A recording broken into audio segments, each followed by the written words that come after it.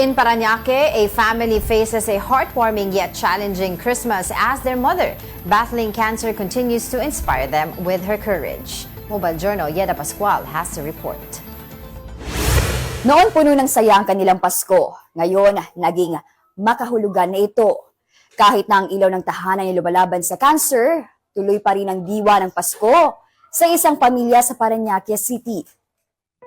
Masayahin, palaging punong abala sa pagluluto ng pagkain pang Noche Buena, palabigay ng regalo at aginaldo. Ganyan kung alalahanin ng pamilyang ito ang kanilang Mama Risa. Dati, napakadaming handa niyan. Madami yan, puno. Tapos, tatawag siya sa amin sa cellphone, sasabihin niya, punta na kayo dito, kakain na, ganyan. Magulat kami, daming handa. Yun, siya dati nag-aayos ng mga decoration, pati mga regalo. Ngayon, mahina siya eh. Kaya kami na lang. Nagbago ang lahat sa kanilang Mama Risa, Agosto ngayong taon, nang matanggap ng kanilang pamilya ang isang mabigat na balita. Na-diagnose siya ng stage 3 breast cancer.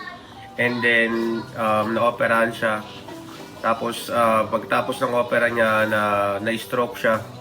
Kaya, nangihina siya lagi kada chemo niya.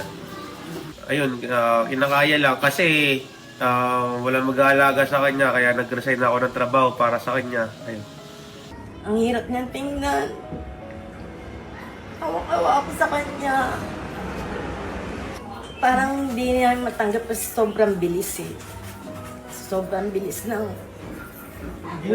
bukol lang, tinanggal lang yung daddy niya. Tapos nagulat na lang ako nung bigla na lang siyang nakalbo. Ngayon nakaratay, hindi makagalaw at nagpapahinga na lang si Risa. Kung ikukumpara sa mga nagdaang Pasko, ito raw ang pinakamabigat para sa kanyang pamilya. Kaya pinipili nilang maging matatag para sa isa't isa.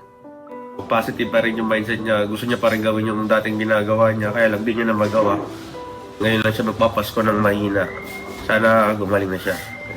O sa may mabubuting puso na nais tumulong, kahit konti lang po panggamot ni mama or diaper niya, pagkain niya, para po kahit papano makasurvive po siya, bumalik yung dati niyang lakas. Marami pong salamat sa lahat po ng gustong tumulong. Merry Christmas po sa inyong lahat. Mga kapatid, ako po si Mobile Journal Yeda Pascual. Hatid ang muka ng balita.